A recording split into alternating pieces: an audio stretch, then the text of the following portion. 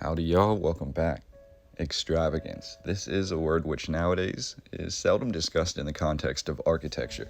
Yes, we have massive feats of engineering which are taking place at this very moment worldwide, but the current narrative we've become accustomed to often leaves out these achievements. They often don't get brought to light. Now, speaking of light, did you know that one city, above all others, in the 1800s, was world famous for being the city of light? Shortly after the advent of photography, we have some amazing photographs of this city, which we're going to be looking at today.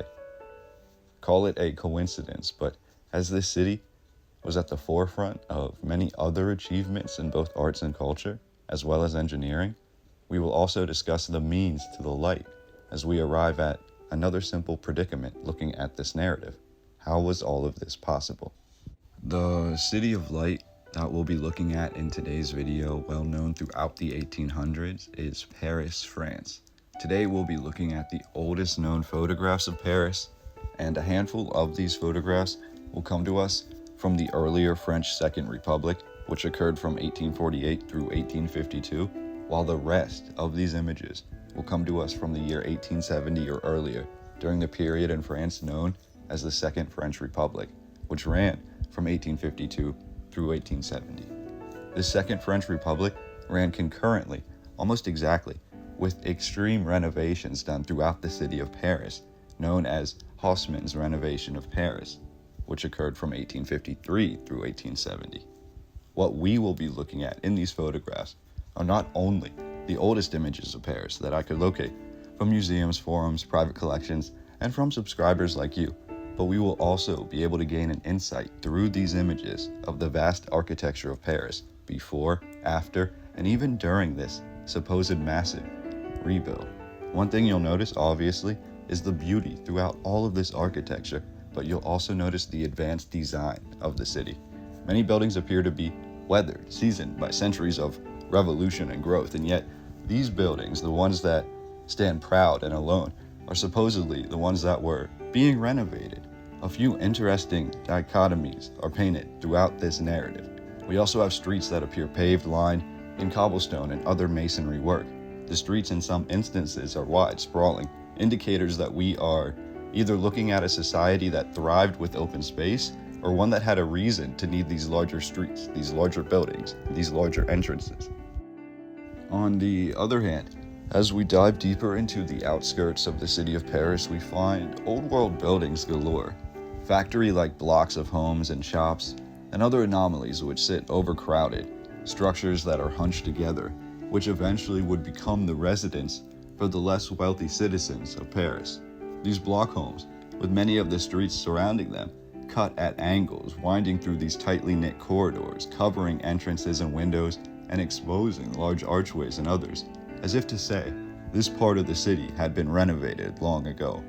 Again, we focus on architecture, and that is quite a way to learn about Paris, quite a way to experience the old world. However, may I also suggest focusing on the people, or the lack thereof, that we see in many of these earliest photographs.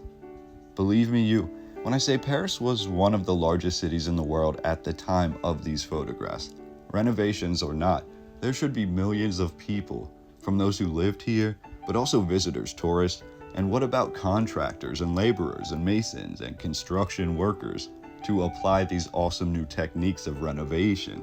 It's not that we merely don't see many people in these photographs, it's that in most of these earliest photographs, we seem to see an entirely empty city, one that doesn't appear to be being renovated. Could this be due to the photographic techniques of the time? Yes, possibly.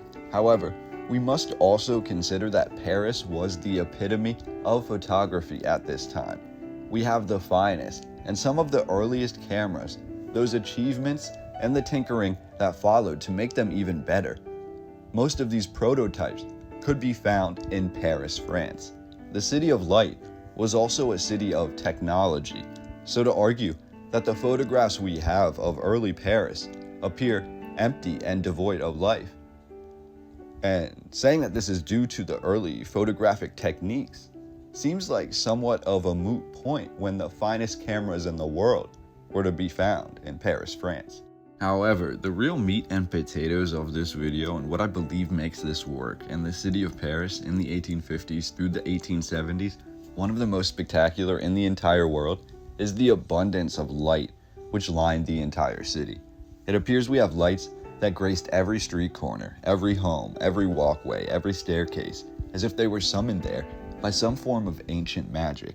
We will discuss the numbers given according to the current narrative, but furthermore, I've tried to gather for you as many photographs as I could of these lights and lamps before the year 1870.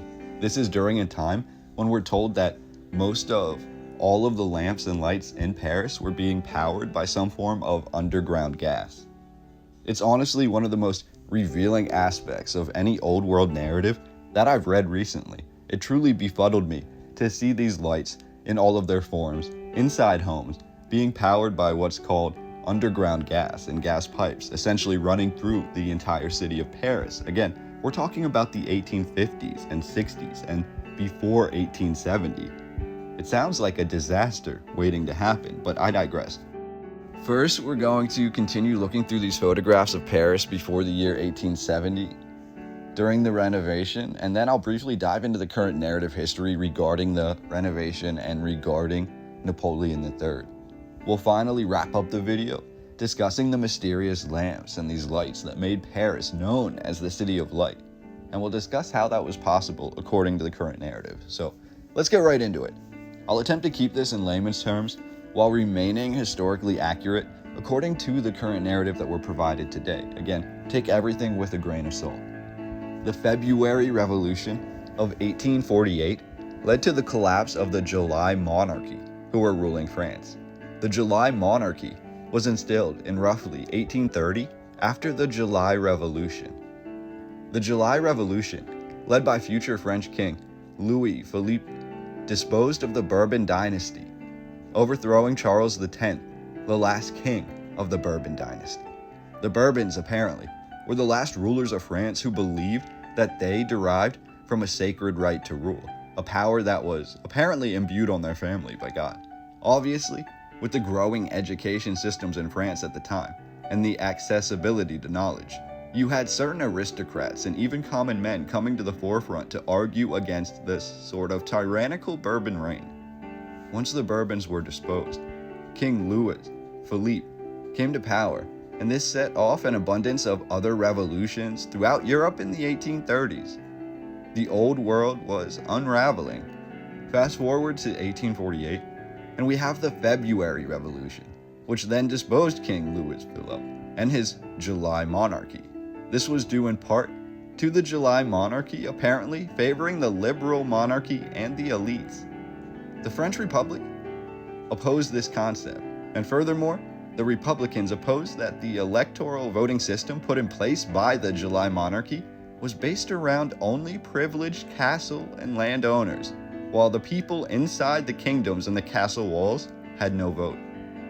The French Republicans, along with many from the other side, supporters of the July monarchy, would meet often in secret banquets held in castle homes of these rich individuals.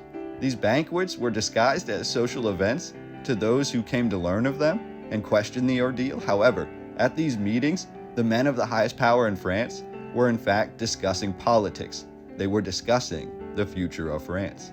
As more and more discussions at these gentlemen dinners were turned towards the unfairness of the July monarchy that was in power, the July monarchy eventually decided to outlaw these political banquets altogether, effectively silencing the Republicans' freedom to gather and to speak. French Republicans took to the streets to protest, and the July monarchy ordered a state of emergency and called upon the National Guard of France. If you thought that was convoluted, there's much more. Facing pressure, parts of the July monarchy began to resign, but the idea, the concept, the structure that the July monarchy put in place remained.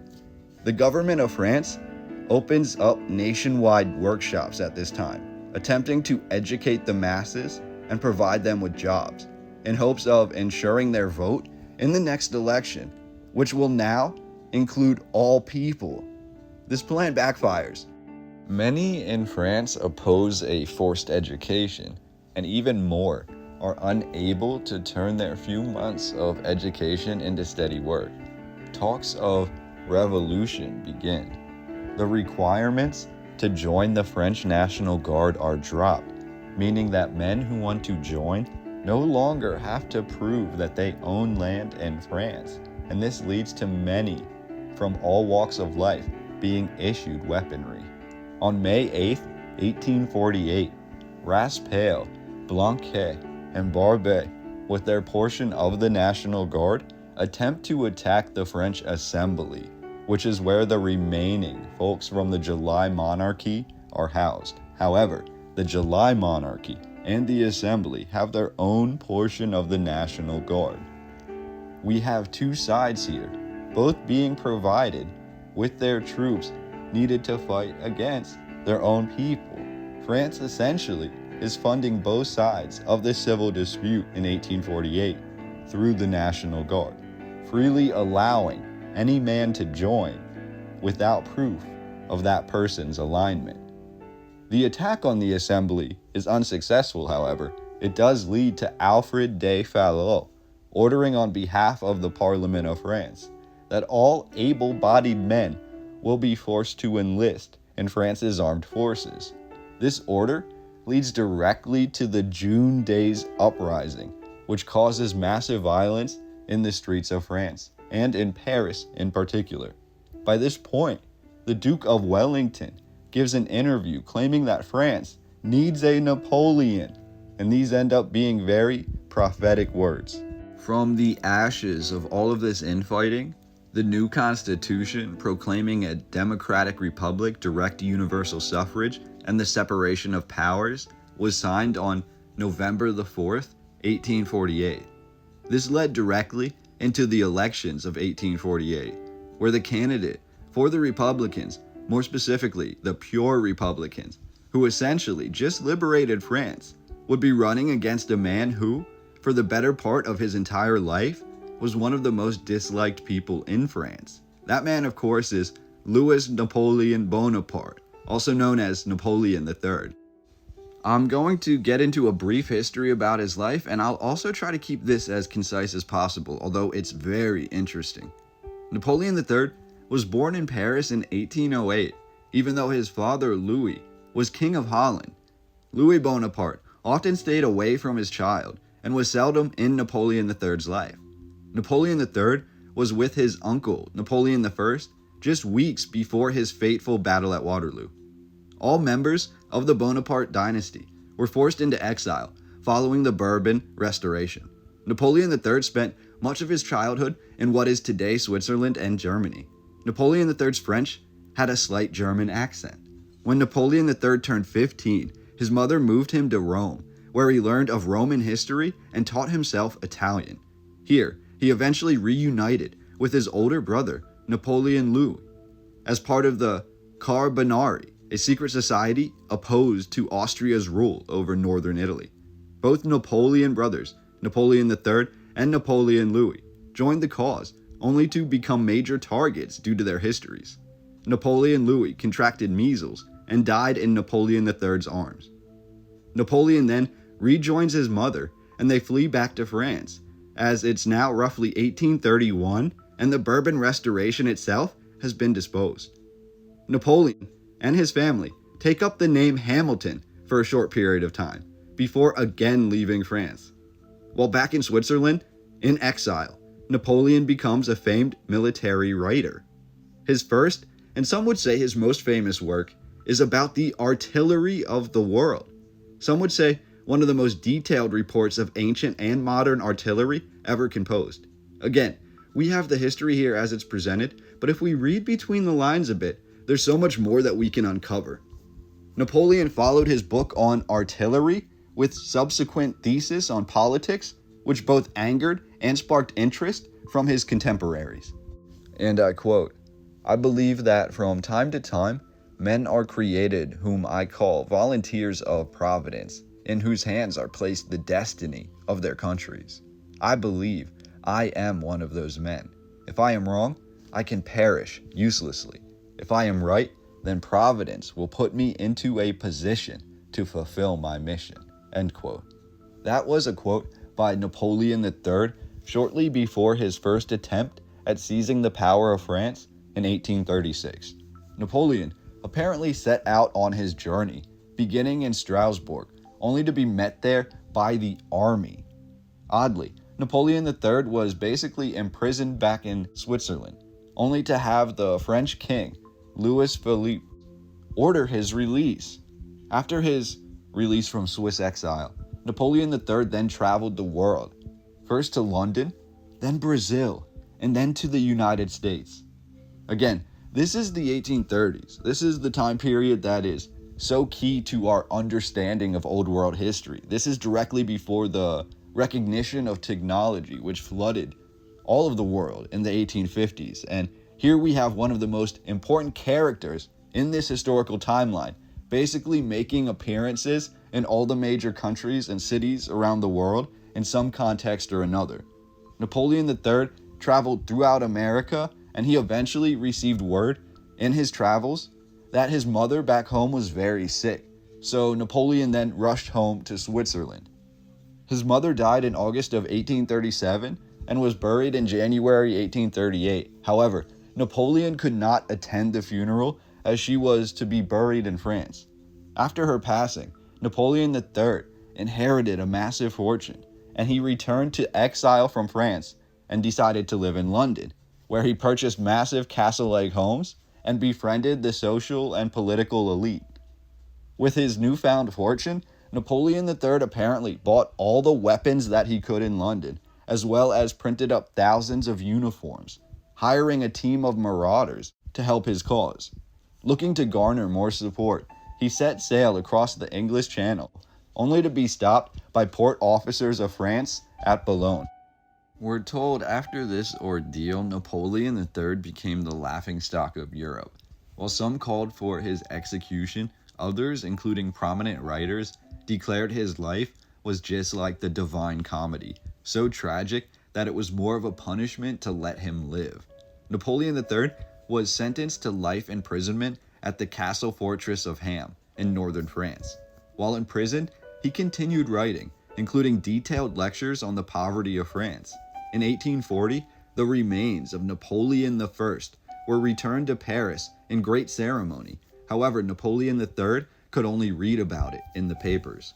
In 1846, Napoleon had befriended much of the staff of the Ham fortress, including his doctor, who brought Napoleon III a disguise and helped him escape on the night of May 25th, 1846.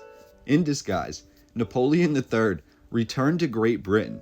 He discussed the world with Charles Dickens, and he had affairs with Rachel, the world's most famous actress at the time, and another affair with Harriet Howard. He lived gaining more wealth, biding his time before his planned return to France. When Napoleon III, in Great Britain, heard of the 1848 uprising in France, and heard that the King of France was ready to abdicate the throne, this is when Napoleon III again set out for France. He arrived, he made his presence known, he spoke publicly in France for the first time in years, and then, out of nowhere, he returned to England. As civil unrest broke out throughout France, Napoleon III distanced himself from the chaos, which in return led to his name coming up when the National Assembly voting began. He was actually voted in multiple cabinet positions without even being in France at that time. However, he returned to France, and upon the signing of the new constitution and the presidential election that followed, Napoleon III was at the forefront of his success. In this election, Napoleon III received 74.2% of all the votes, or roughly 3/4 of all the votes. Napoleon III took power in France after so many years of struggle. It should have been all success, all positive from here on out. But this is when, for lack of a better term, the history was retold, rewritten by Napoleon's own hand. Napoleon III was quietly paranoid, and believed while he was supported by 3/4 of the people, those same people would want him to secretly weed out his opposition from roles of power. And that's apparently exactly what he did, removing thousands of government officials, employees, most voted into their positions, from their roles. Following this, in 1852, Napoleon III also enacted strict policies on the media, outlawing any media being published without approval from the government first. This was in regards to political information, criticism about Napoleon being spread, but this was also in regards to the new technology, the new renovations, and the new ability to take photographs. Photographs of government buildings and architecture and discoveries now needed full government approval before they could be shared with the public. Same goes with the stories of the renovations and the rebuilds which we are looking at today. Was Napoleon a great leader, or was Napoleon III a tyrant? Well, when it comes to hiding old world history, he seems to be the latter. Essentially, all photographs we have of Paris come to us after Napoleon III comes to power and effectively alters the timeline. These images in this video are important because many of them don't appear to be in the renovation stage. They appear more like discoveries, buildings, and tunnels that were uncovered, founded throughout ancient years in Paris. Not much of this construction looks like it was recent, yet we're told greater parts of Paris were being renovated at this time. This renovation included the demolition of medieval neighborhoods that were deemed overcrowded and unhealthy by officials at the time. It also included the building of wide avenues, new parks and squares, the annexation of the suburbs surrounding Paris, and the construction of new sewers. This also included new fountains and new aqueducts. Haussmann, the architect, was met with fierce opposition, and he was finally dismissed by Napoleon III in 1870. But work on these projects apparently continued until 1927. The street plan and the distinctive appearance of the center city of Paris today are largely the result of Haussmann's renovation. This included the renovation, some would argue the rediscovery, of dozens of miles of tunnels directly underneath the Parisian streets. These tunnels, said to only be able to remove liquid waste, seem so large and so massive that they could house a full locomotive, and yet in the earliest and only available photographs, we see that they had many open paths. They were open tunnelways with minimal piping being shown. Either way, we're led to believe that a majority of these tunnels were renovated during this time, and the waste tunnels were now able to remove solid waste. But furthermore, something else was installed in these tunnels, something seemingly dangerous for the time, but this something would be the thing that would transform Paris forever and mark the city in infamy. I'm speaking, of course, of the gas lines, literally pipes which ran throughout the city of Paris, weaving in and out of these public spaces, into towers, into streets, into masonry construction, into solid steel and iron, and somehow these pipes containing gas would be lit every single day, and the entirety of Paris, for miles and miles and miles, would be bathed in artificial gaslight. Again, we have direct quotes from the narrative from multiple sources. This is fact, this is not fiction, and here is one of these quotes to wrap up the video.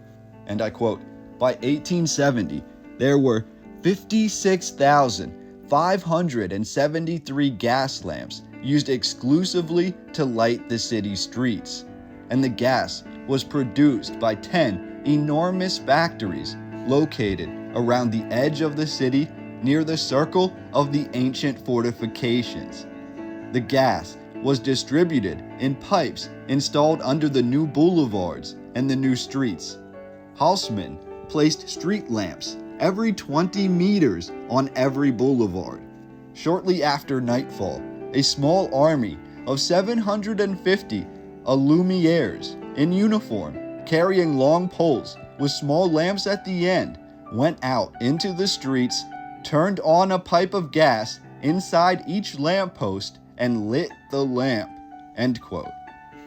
Now look through these photographs, as we have been throughout this video, Look at each lamp. Each one of these is apparently being fueled by gas, precariously perched at all these different impossible locations throughout the city of Paris.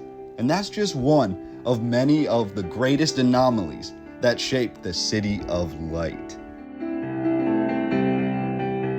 So I'm just going to wrap up the video there. We're going to go through the rest of these amazing photographs pre-1870 of these lamps and these lights all fueled by gas, or supposedly all fueled by gas, that occurred in Paris, France. And I just want to say thank you so much for being here. Thank you for joining me. Thank you for taking the time and wanting to learn about this ancient history and wanting to question the narrative just a little bit. We just hit 47,000 subscribers. So from the bottom of my heart and from the bottom of the hearts of everyone in this community that I know supports each other, I want to say thank you for being part of this process. And again, if you want to support me, you can do so here.